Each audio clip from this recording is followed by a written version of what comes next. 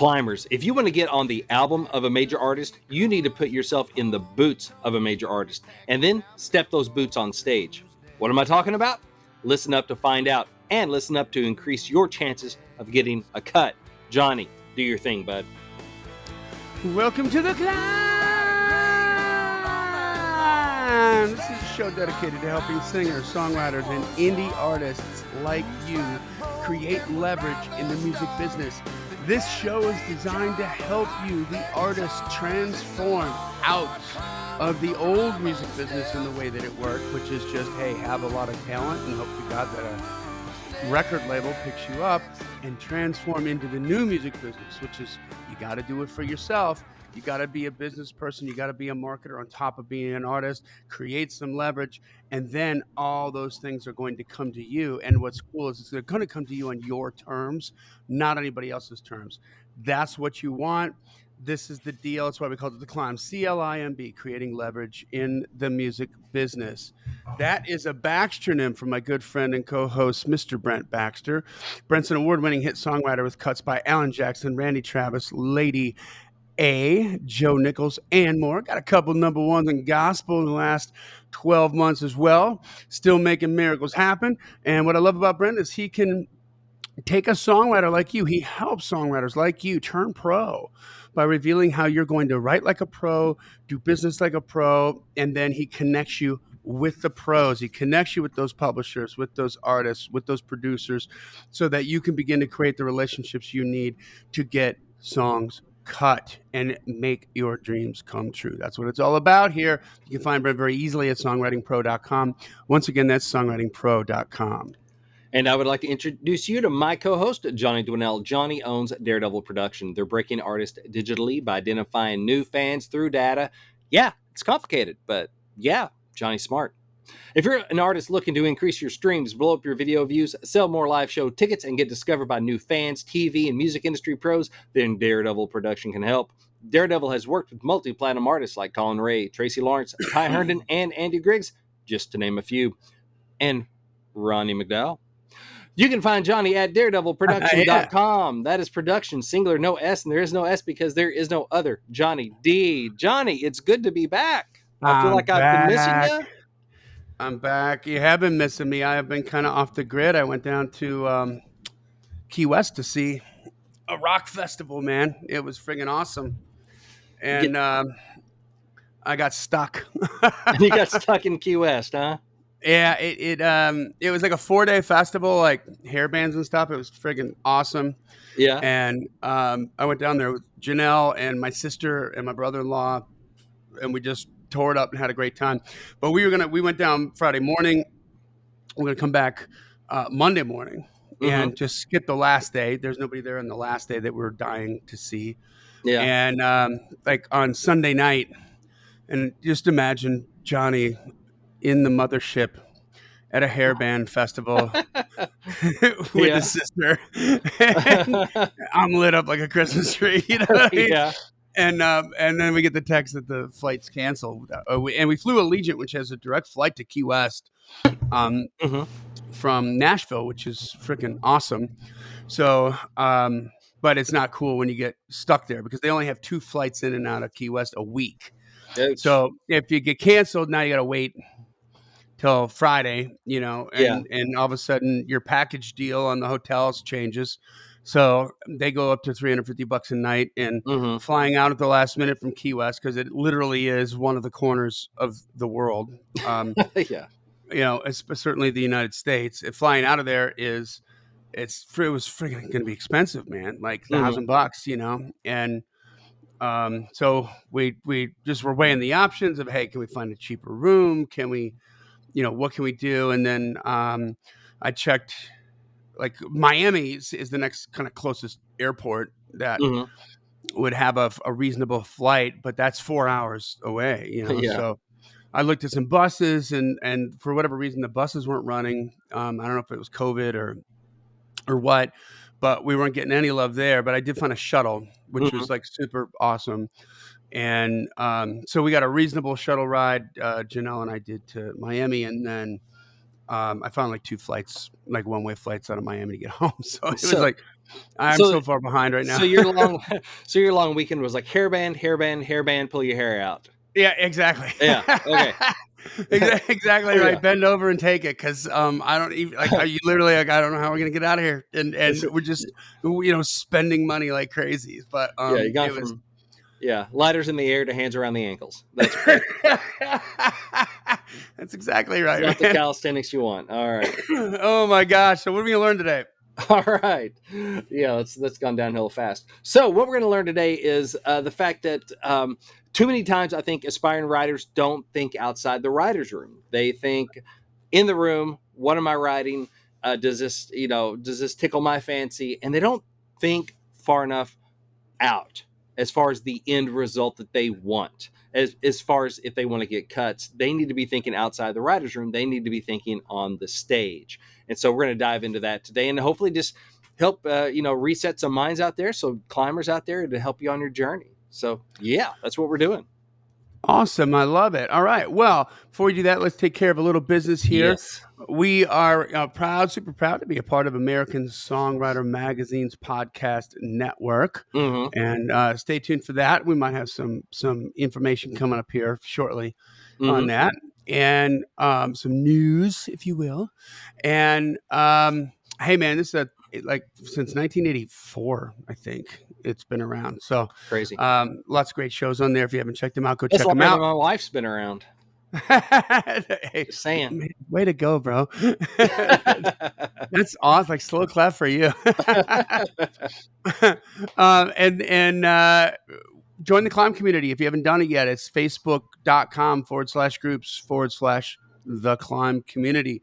This is a killer, thriving community. It's very busy in there. We've got singers, songwriters, indie artists, indie musicians, just trying to find their way, helping each other out. Hey, I did this and I promoted and I did that and I got this gig and I got that. And we try to jump in there and provide just a really good hang and information. Like whenever I see something compelling that I think would be valuable to you, I'm going to post that in the C.L.I.M B community. Mm-hmm. And we celebrate your wins. We want to hear all about it. We want to hear your music. We want to hear about your gigs and all that. But you got to put it in the right place. So otherwise you'll get roadhoused out. Don't no clutter, no mucky muck. That's right. We don't spam and jam.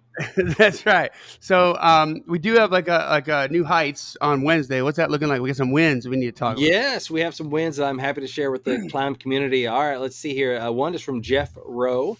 He said, woohoo! I got a song I wrote with Matt Rogers has hit #1 on the Texas Internet Radio chart this week. She's Nice. Gonna Leave a Mark by the Darren Morris Band. And then he has a link where you can hear it. And that is perfectly acceptable, and we encourage that. So Congratulations. yeah, so that's his top 75 chart for week 3 of 2022. And Jeff has a song sitting up at the top of that chart. It's hard to climb further than #1. That's I right. guess you can stay there. Now, hope you brought a tent. Camp out there for a little while, Jeff. Yeah. Yes. So congrats on that. And some Lunchables. Some Lunchables. That's right. And let's see. Tracy Collins Richardson says she got on the NSAI Ones to Watch list with one that she co-wrote with Dale Giffen. Also another woohoo. And also played a gig last night for state legislators in Indianapolis. So great week. So good nice stuff from both of them. We have other wins. We'll just keep it to 2 this week. But yeah, congrats to both of y'all and everyone else who listed wins. So if you have a win you want to share with us, come on over to the C.L.I.M B community. We want to hear about it. We want to celebrate with you. Well, there you go. And hey, make sure that you subscribe or follow the podcast, depending on what platform you are, wherever you listen to podcasts. We are everywhere. And then finally, tell somebody about it. That's the biggest thing you can do. You spend this amount of time with us on a weekly basis for a reason. It's not because it's an outreach program that you're setting up for Johnny and Brent. It's we're bringing some kind of value to get this kind of time from you. We're very grateful for that. We don't take it lightly, but help us help you help your friends and tell them about it. Tell other writers, tell other artists, let them know, hey, there's some good stuff on here that's just going to help you untie that knot of the old music business and get you on track and asking the right questions and doing the right things to succeed in the new music business. It's a different approach on all fronts. So that's right. Do that. All right. So Put it on stage. Yeah, that's right. So, as I alluded to earlier, I think too many times aspiring songwriters and even young pros don't think outside the writer's room. We get so into the song that we're writing, the intricacy of the melody, the nice internal rhymes, the emotional nuance, that we forget something really important. And this really important something is the fact that hit songs are meant to be performed live on the stage somewhere. And so we Yeah. can get too much into like navel gazing, only thinking of ourselves and impressing ourselves and high fiving ourselves with how clever or heartfelt we are, that we forget about the listener. We forget that the artist wants a song that is going to slay their audience. So, Yeah. Johnny, I'm going to ask you a couple questions here, pop quiz. All right. All right. So, I hope I have the right uh, answers. that's right. Well, I'll I'm have sure some you will. answers. I don't know if they'll be the right ones. All right. So So, no, okay. no, no. Oh, sorry. I thought you asked me already. Not yet. Okay. So, all right, Johnny, you fronted a rock band, Yeah. lead singer, frontman, rock band. All right, so you've lived this. All right, so just tell me, what kind of songs did you like to perform live? Like, what did you want to go out there and do with your live songs? Well, I mean, I wanted to blow people's minds. You know, Mm-hmm. that's what we lived to do. That's why we worked as hard as we did. So that manifested itself in different forms. We were not afraid of the power ballad back then. We had a Mm-hmm. couple of those. That was a big deal on the radio, and a real good way to get the female audience there. Yeah. And then it depended on, when you asked me like what I like to play. It certainly depended on like what part of the show are you talking about. Okay. Yeah. You know, Feel free to talk about that. yeah. So I mean, in the beginning, we want to come out and just melt your face. You know what I mean? And Yeah. just like a 1-2, like a 1-2 banger, just right out the gate. Announce Just your presence with authority. Here I am, that's staking my exactly claim. right. All right. Up tempo, high energy. Maybe a little vocal acrobatics, just to as much as I could muster up anyway. Yeah. Just to let people know, that we're here. You know what I mean? And Yeah. then you get the big break, and you're like, "How's everybody feeling?" And they're like, "Holy crap, yes! Yeah. We made the right decision tonight." Yeah.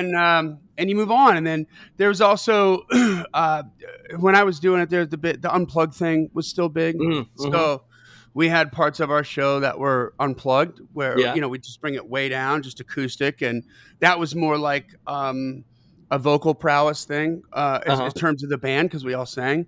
Yeah. So we had harmony songs that we would do that would just let you know that we've been working real hard on our vocal lessons and stuff like Yeah. that, along with the power ballads are kind of in there, and then the big we wrote specifically for this, like the big show ender, which Mm-hmm. was basically like a goodbye song from us to you. We'll Yeah. see you next time around, that kind of thing.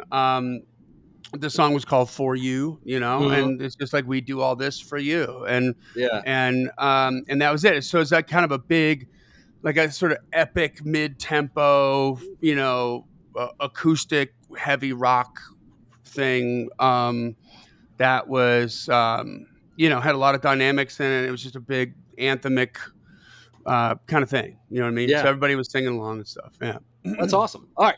So you like those songs because they accomplish something you wanted to accomplish, right? Yes. And what Yeah. what were some of the things you wanted to accomplish? So you said In melt the their faces, right? Or Yeah, blow in the their beginning, I want to get minds. them revved up. I want to get them. I want to get them excited. I want to own that room. Hmm. I gotta get them in the palm of my hand. We didn't go there to put them to sleep. Yeah. Not in the gig that I was at. Right. Yeah. Um, and then in the middle, I want to be able to craft that show so we can bring them down a little bit Yeah. and just make them, show them that we can sing really well, and sort of lighten it up, and put some heart and soul in there. And then I Hmm. want to bring them up out of that at the, Yeah. towards, at the last half of the show, and really rev it up. And then at the end, I want it to be a moment. I want it to be, I want them singing along. I want them just looking at us going, "Holy crap, I can't wait until they come back again." That's awesome. So how do those songs make you feel to sing those different types of songs? Like, did it make you feel confident? Did it make you feel like a rock star? Did it make you like what those songs that you guys had back in the day? Oh yeah. I mean, yeah, it wound me up. I mean, I just I live for it, you know. Yeah. So especially when I mean, I just live for that visceral, you know. I don't know. It's like it's pure testosterone and loudness, and you know, it was just Yeah. so freaking cool to be in a band, man. You know, like I Yeah. effing loved it since I was a kid. You know, Yeah.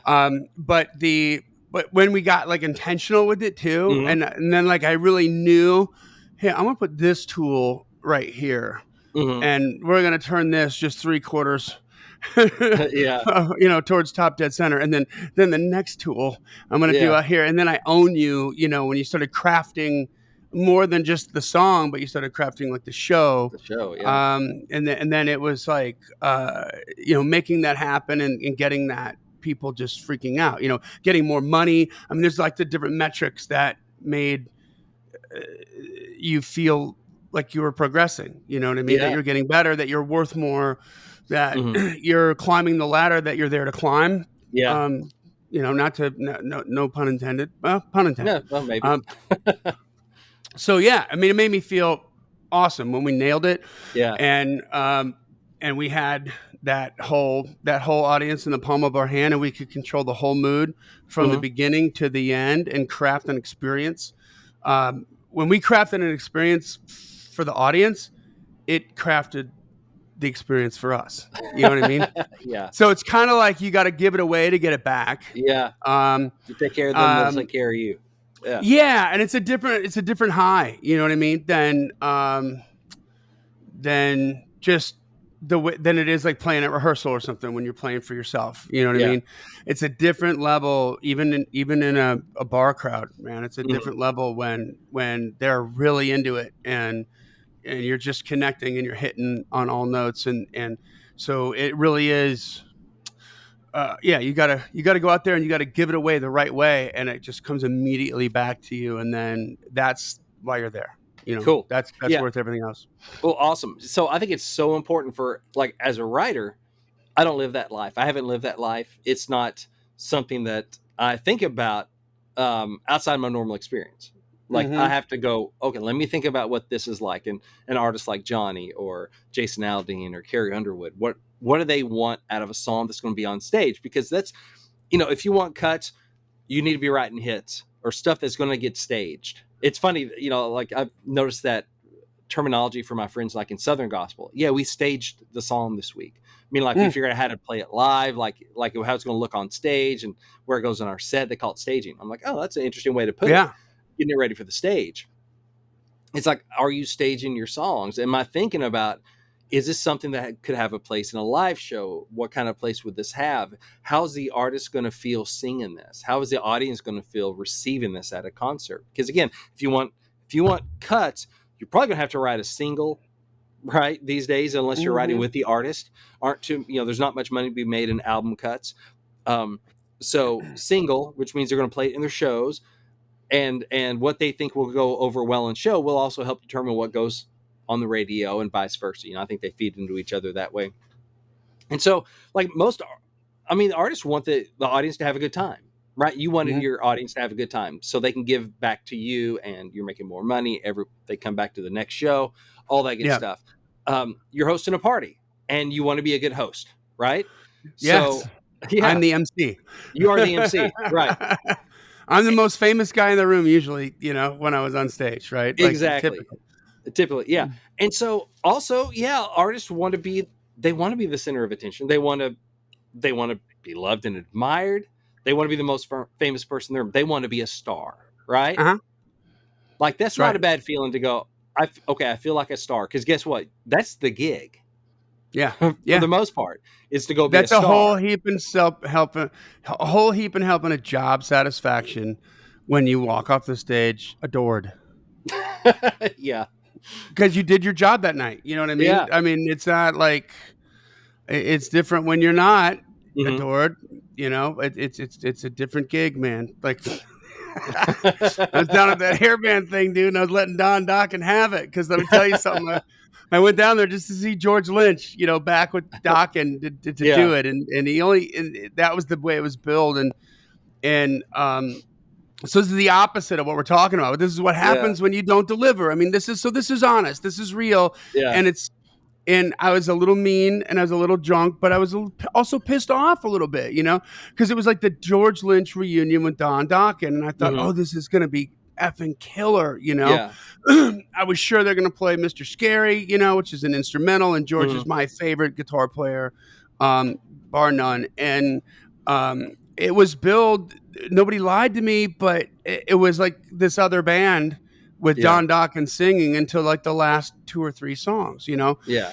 And Don Dokken hasn't aged well, Yeah. on his voice. He was not he wasn't delivering any of the goods at all. Yeah. Everything sung an octave lower, and he just looked miserable being up there, because I'm sure he hates George Lynch. And he's just like, he's kind of like a miserable soul. God bless him. I hope that changes for him. But I Yeah. was in no state of mind to handle these shenanigans. Like, I was like, shut up, bring out George Lynch. you know. Yeah. So from that end, I'm there. I paid money. I flew down there to go see that, and I Yeah. want to see. I want my mind to be blown. You know what Yeah. I mean? I'm there prepared to have my mind blown. When it doesn't happen, it doesn't happen. And so the other end of that, because we had a little chant going, Mhm. George Lynch, George Lynch. Dude, it was, I'm sure Don was just like, you Yeah. know? We can only be around each other long enough to practice two songs. Yeah. So, but I mean, Yeah. so that's the opposite, right? Like, he was Yeah. probably just miserable doing that. Yeah. And but when you deliver, it's wow, it's Yeah. that's it. It's like you're floating. And there are a couple things that lead into that. One, staging, right? Like the light show, the production, all that stuff to make Mhm. somebody, have the trappings of a star, all the lights and pyrotechnic and all that kind of stuff, depending on your genre. Yep. The other thing is the songs, man. There are songs that set people up to be like stars. There's like star making songs. Yes. When you write for an artist, ask, which is what we do when we try to get cuts, right? Write for an artist. When you write for an artist, ask yourself, does this song belong to a star? Like, Mm, is this I song love that. like does it made for a star to sing? Yeah. Is it that big of a song? I remember I was listening to a podcast about screenwriting or movie making or something like that, and because I like to listen to those just because of storytelling and all that stuff. And anyway, it said most of the time movie stars want roles that allow them to be, guess what? A Movie star. stars. Right, exactly. They want to be stars. They aren't looking for these small, understated roles that stretch their acting chops. Now, there are definitely stars that will go and take those roles, Yeah. for those reasons, for the art of it. Yeah. But a lot of the time, they need roles and movies that allow their star to shine, to allow them to be movie stars. Yeah. Die Hard. Bruce Willis was this TV actor until that role, and him in Yep. that role made him a movie star. Yeah. You Action know, hero movie star. action Yeah. hero. I mean, Julia Roberts in Pretty Woman. Yep. Tom Hanks in Castaway. He's like the only guy in that movie. It's him in a Yeah. volleyball. You know, that is a How star. tricky is that? Yeah. Like, Yeah, that's a lot. That's a lot of work. that is a star vehicle, It's a right? vulgar display of prowess. Yeah. Yeah. Same with Will Smith and I Am Legend, only due to the Yeah. movie. you know, Yep. um, there are just Yeah. some roles that are written for stars, Yeah. not these. And so it's the same with songs. Like, how can we write a song that allows an artist to be a star on stage for 3 or 4 minutes? So, like, how can we help the artist shine? Maybe it's that big Carrie Underwood melody where, like, oh my gosh, or Celine Dion. You stand up and you sing that, Mm. and you sing that way. Yeah. Boom, that's a star moment, right? Or maybe it's a It deep taps into who they are, like yeah, what their if they can what pull their that strong off. points are. Yeah, Yeah. exactly. For people to go, oh wow, okay, that's a thing. Maybe it's a deep hurt of "I Drive Your Truck," by Lee Mhm. Brice. To people go, oh my gosh, that touched me so much, or the Yeah. passion of Garth Brooks, More Than a Memory. Um, Maybe it's a swagger of "How Do You Like Me Now" by Toby Keith, or a lot of that. Oh dang, Eric Church stuff, which is Yeah, just yeah. rock star stuff. Yeah. Like when you close your eyes, when you write, close your eyes and imagine the singer like on a stage in front of like 15,000 people, singing this song? Like, does it belong on that stage? Does Yeah. it make sense up there? You know, does it Yeah. sound like it's a big moment, big event kind of song? Because for most of us, for commercial popular music, that's what you want. You want them to sing your song and go, this is, or to hear your song, go, oh, this is going to kill live. My people are going to love this. This is going to up my game. This is going to make me a star. Maybe I've been having singles and they've been doing all right, but I'm not a star. You know how some people, if they finally break through with that song, Yeah. and they Yeah. become a star. You know what's weird?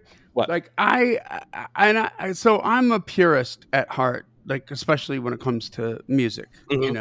Just a purist. It's about which sounds crazy because hairband, right? Which was trite, but it still there was a purity to it. Like Hmm. when everything switched over to Seattle, a lot of the bands started wearing freaking flannels and Right. beanies, and I'm like, we live in Florida.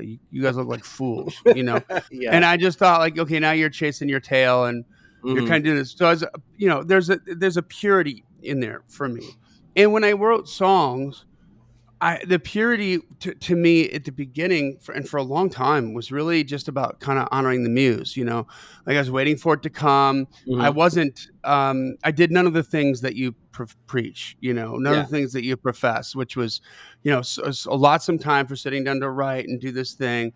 It was a very, very pure thing for me that, um, I could have done a lot better had I, made some of these adjustments and, you know, become a better songwriter and stuff like that. Hmm. But my point being that it felt like, and I don't know why this is, but I think maybe for some purists, it's like if you bring an intention into it, Hmm.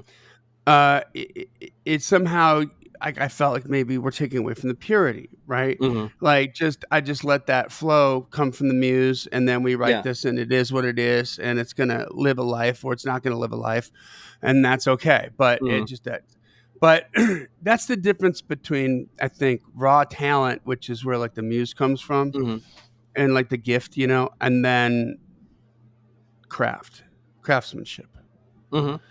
is the intention. Like, okay, now we're going to take this and do this right here Well, because this is what needs to happen next, yeah. I mean, was it less pure when you talking about earlier when you started building your show to achieve the highs and the lows and to take your listener on a journey very intentionally through trial and error? No, it And was it was less naive when I started doing that. yes. Because before I just had my head up my ass. I mean, but I just that just dawned on me when you were saying that. And I was like, wow, that made me think of that because I Yeah. remember sort of fighting that initially. You know what I mean? Yeah. And thinking that somehow that's not pure. If I'm Hmm. thinking about it too much, it Yeah. needs to just kind of come through me. And wow, was I wrong? You know?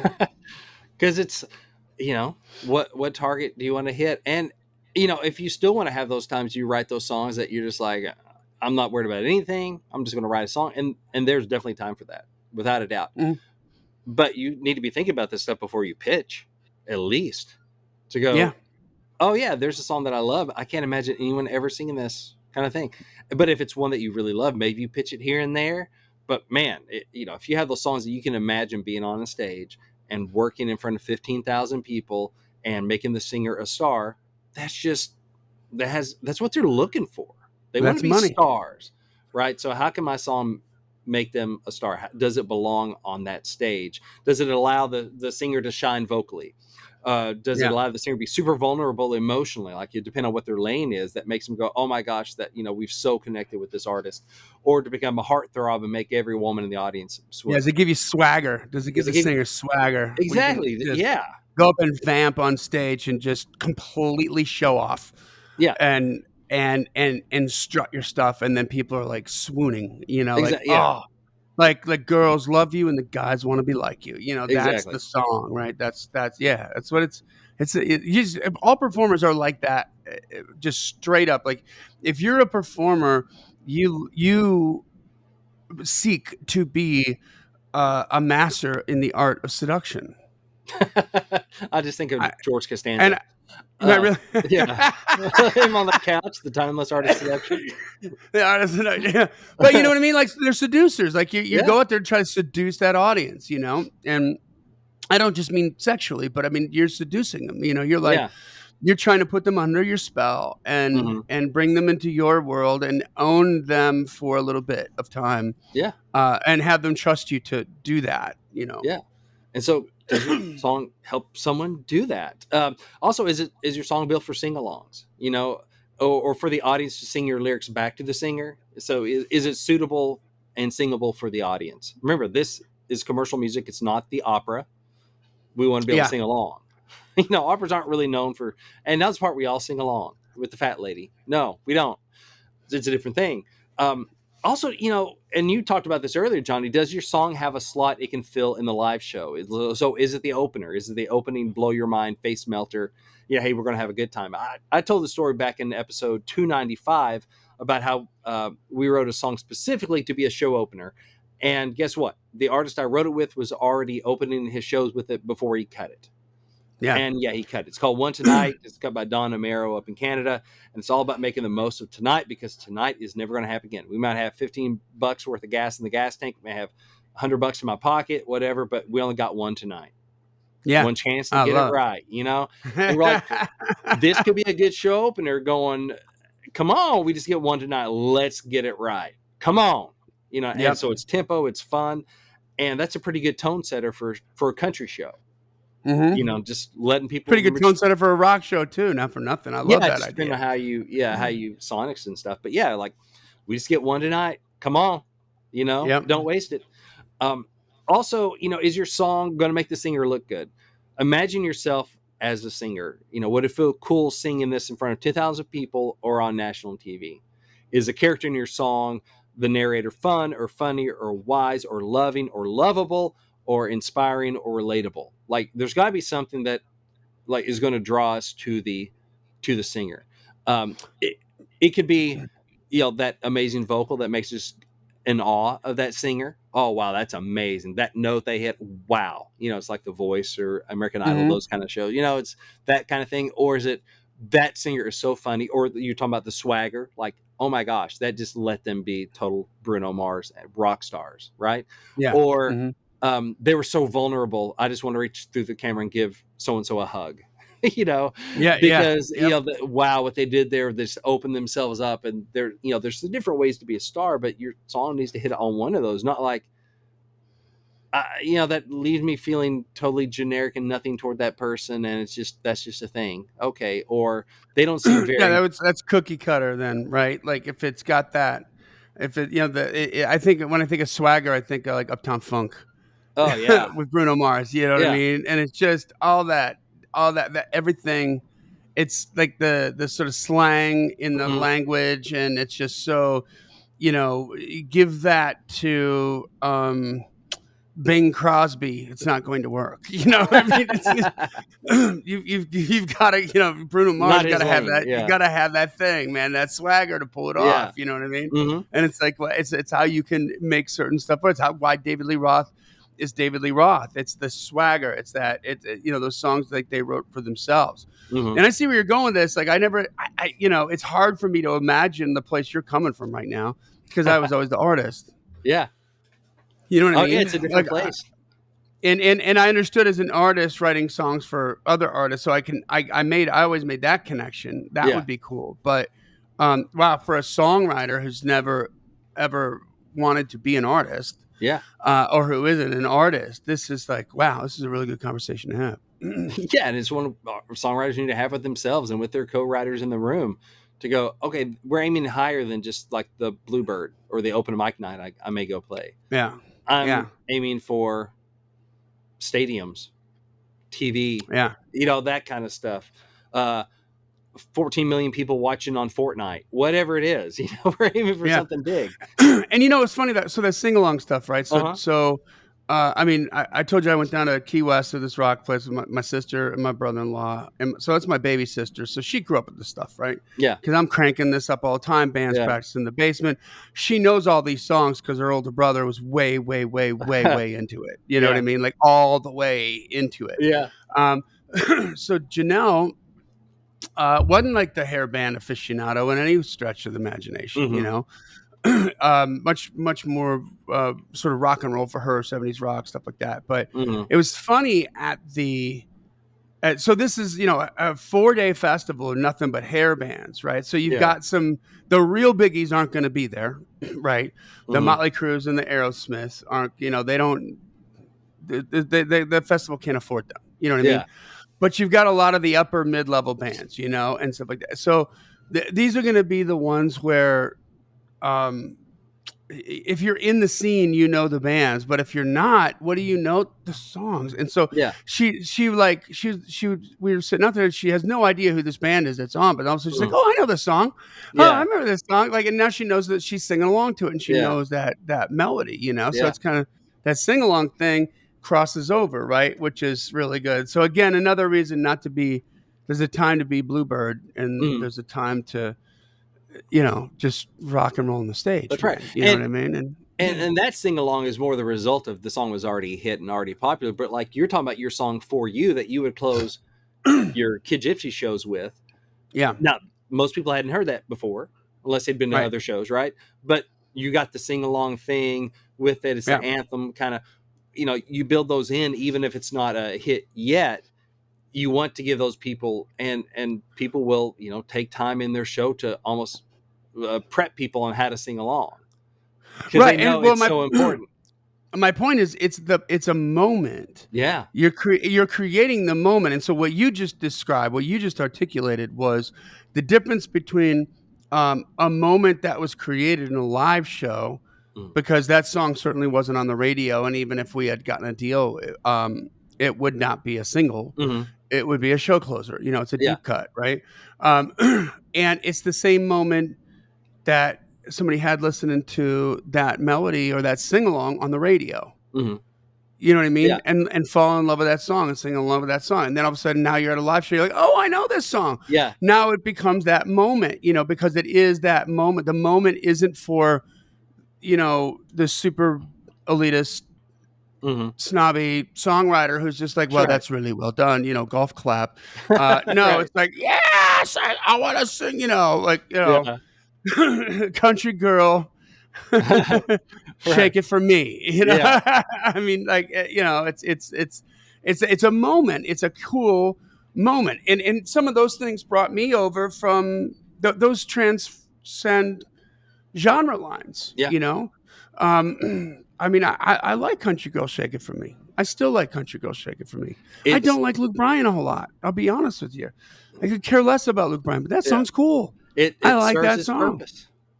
Yeah. And I haven't seen Luke in concert like since he really blew up. I saw him like at the Tin Roof, you know, years ago when he was singing Good Directions because that was his only hit out, and it wasn't even him singing it. Or I think All My Friends Say had just come out, so you know that was a very different thing. Uh, but I'm sure it does the job. So another thing that we've talked about it, but I want to highlight is tempo. Right, most of the Hmm. show mids up tempos, Yep. having a good time, keeping the energy level up, people partying on their feet because it's easier to either go to the bar and get a drink, which makes the owner happy and gets you back if you're on your feet, or go to the merch table and buy a T-shirt, which makes you happy, as you know, you and your merch people happy if they're already on their feet. Right, if they're sitting down, not a whole lot of economic activities probably happening. So keep them Yeah. on their feet, having a good time. And so most of the time, what they want is tempo. They don't need many ballads. You know, I've told the story before of this Jake Owen concert where, you know, the one ballad was his, at the time, current single, Made for You. Everything else was mids, up tempos, having a good time, full band. And then when it got to that single, band went away, solo spotlight on him, walking out to the audience, talking, him and his acoustic guitar, like total. Then it's Bluebird, right? But you know, it's a Yeah. single and it's a love song that, you know, is like he's pouring his heart out to this girl. I was made for you, and all this stuff. It's like, oh, so sweet, Jake, you know. And then boom, lights on, party time again. And so it had a moment in the show to have that variation, some of that, you know, that roller coaster of a ride of a show. It has a point to be there. And Yeah. so, you know, the answer is going to vary for different artists, what's going to stage well for them, what they might need for this this tour, what they might need for this album cycle, this, next time being on the road, this next show. But we do ourselves a favor when we start thinking about it, at least going, what might they need? What's going to go well on? Can I see myself? Or can I see an artist saying this? We just did this music industry pitch event with Leah Turner, or just the deadline passed. And so Ray and I are listening through songs right now. And it's interesting. So I've been thinking about this as I'm listening for Leah. What would be cool for Leah? And there are just some songs on there that, most of the songs, of course, don't fit. That's just the nature of the beast. You've been there. But there's some who's like, boy, she's not going to want to sing that in front of a bunch of people. That Right. That's not one, either it just doesn't fit her brand, or like, is she going to want to sing about not being kissed till she was almost 30? One, probably not true. Yeah. Two, like, have you seen her? Have you seen the woman? have you seen her? If she hadn't been kissed, that's on her. That's her choice. Because there's a line down out the door and down the block. So, it's like, is an artist going to want to get up and say that in front of a bunch of people? One, is probably not true for most artists, and even if it were true, is that something they want to call out? So, like, boy, pitching that to an artist is tough. Like, if you're the artist, you want to put that out there, then cool, rock on, do you. But, and because there are a lot of people that can relate to that or whatever, but or the people that will like be like, yes, I'm not alone, Yeah. But for another artist who's, a star is rising and wants to, that just, most people aren't going to want to go. And there are many variations of that. There's a difference between having lost and being a loser. Most artists aren't going to want to sing songs that make them come across as losers. Yeah. And there are songs like Creep, because I'm a creep. Well, I was just thinking it's going to be very, very specific. It's so specific. It's like, so part of it's kind of what's in vogue at the time, but still, most artists, because even Beck singing "Loser," I'm a loser, baby, so why don't you kill me? That's got swagger, but he's got swagger. It's almost like tongue in cheek. It is. You know what I mean? Like, you think I'm a loser, baby. It's kind of the way that comes across. Well, I'm wearing it like a badge of honor, so I'm cool. Yeah. There's a swagger to that. There's, as opposed to, just some big wound. Yeah, people singing that at his concert. Do you think they were really like, woe is me, no, it still made you feel good. Yeah. It still made you feel good. So, really, just, for one thing, go to concerts or pull them up online and see what people are actually putting on stage. Not what you think they should, but what people actually do on stage, what they sing. Go, what's the service in this song? Why is this song getting played? Why is this on this stage getting sung from the stage? Okay. Yeah. Hey, I got something to add to that. Yeah. So, two things. Like, one, just as an artist and as somebody who always, wanted to be on stage from the time I'm in like 5th, 6th grade, like every time I wrote a song, even in the beginning, no matter how crappy it was all about, like, while I'm writing it, I'm picturing what the light show is going to look like, and where the risers are on the stage, and you know what I mean, like the biggest show possible. Yeah, because that's just what you do when you're dreaming, and you're doing it, and that doesn't go away. You know what I mean? It's like that same little kid dream, thought hustle. Is what you're doing, when you're on top of the game, you got a number one single and you're Motley Crue, and you're like, what if we took the freaking drums and spun them around? You know what I mean? Yeah. When you did the solo, you're like, wait, what? Like, yes, let's do it. Yeah. And so it's like you got to have that sort of that little kid thing, but on a different level, like I'm thinking right now about something about like live show production, right? With like what Tom Jackson does, and Wade Sutton did some of that. Our friend Wade Sutton, and he turned me on to this artist from San Diego. A guy's name was Corey Wilkins, country artist. And Corey had a song about like whiskey. And I can't, if you put a gun in my head, I couldn't tell you what the name of the song was, but country artist whiskey, go figure. Yeah. But like they made a moment out of this. So he had shot glasses made with the name of that song on there. And then he would announce before they were going to sing the song that they had these shot glasses over and everybody should go get one and then go get a shot with it because we're all going to have a toast. And then there's a big stage production that happens, where they had a spotlight, and you were talking about like Jake Owen with this single, the love song thing. This was the same thing, except it's a a bar stool on the stage with a single spotlight, black stage, and a shot glass. Yeah. On the bar stool, and Yeah. they did this whole thing around it. And that dude would sell out shot glasses every single night. Yeah. In a bar. Right. So, thinking about it that way and so I think I just encourage you to have that imagination. Like, just here's where, if I don't know, how can you not like want to secretly be a songwriter or secretly be a rock star, even if you're not, even if you know everything that comes with that and you'd never actually do it. Yeah. But we all would just be like, oh yeah. Oh yeah. Well, the thing is, we're music fanatics. That's why we're here. That's why you're listening. Yeah. And so go there, go that extra mile. Think about that big show. And what is this song gonna do? Yeah. I mean, come on, you're probably a rock star in your car. Come on, you are in the shower. I'm a rock star in my own head. Exactly. So, okay. I look a lot different now. So, but it's okay. So yeah, pull that in. Like, okay, if I'm jamming out in my car, if I'm jamming out in the shower, whatever, like, okay, bring that swagger to my next song. Going, I want somebody, what's going to make somebody jam in their car to this? I mean, that's another way of looking at it too. But yeah, they're just something to think about. A good companion. We're talking about tempo. Fans want to have a good time, and so most concert songs are mid or up tempo. Just coming back to that, it's a good companion episode for this episode, by the way, is episode 259, which is Don't Overthink a Hit. Talk about my buddy Aaron Goodvin, who's a hit artist, and we talk about just thinking about what the fans and what they want. So that's C.L.I.M.B episode 259, Don't Overthink a Hit. That's a great companion piece to this one. But yeah, think about stage it. It's meant to go, if you want the song to go further than your writer's room, it's meant to go further than your writer's room. And you need to think about where it could end up and does it belong there. You get dressed up at the house for the party you're going to. You don't get dressed up at the house for the house and then show up at the party. Why are you wearing your sweatpants and your, whatever, and your hoodie with all the holes in it?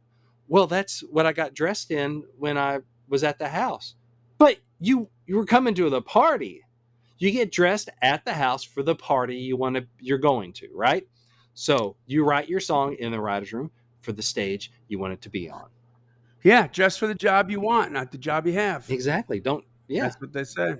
Yeah, exactly. So, all right, that's it. Hey, I have a gift for y'all. It's over an hour. It's the Power Hour. It's over an hour of interviews with hit songwriters, hit publishers, producers, that sort of thing. It's basically kind of like a sneak peek at the Songwriting Pro member area. It's going to help you get your head on straight, learn from people with cuts by and hits by like Garth Brooks, Jake Owen, Lauren Daigle, Kenny Chesney, Tim McGraw, and more. It's ridiculous. And I'm giving it away. It's my gift to you. You can find it at songwritingpro.com/preview. songwritingpro.com/preview. You can find it there and get a look at it there. And so it's a Songwriting Pro Power Hour. And I hope you check it out because it's going to be good for you. But that's what I got for today. All right, guys. Well, that takes us to the end of another killer C.L.I.M.B episode. Make sure you join the C.L.I.M.B community, follow the podcast, or subscribe to it, and tell a friend about it. This podcast exists because we want you to win. So keep on climbing. And we'll see you at the top.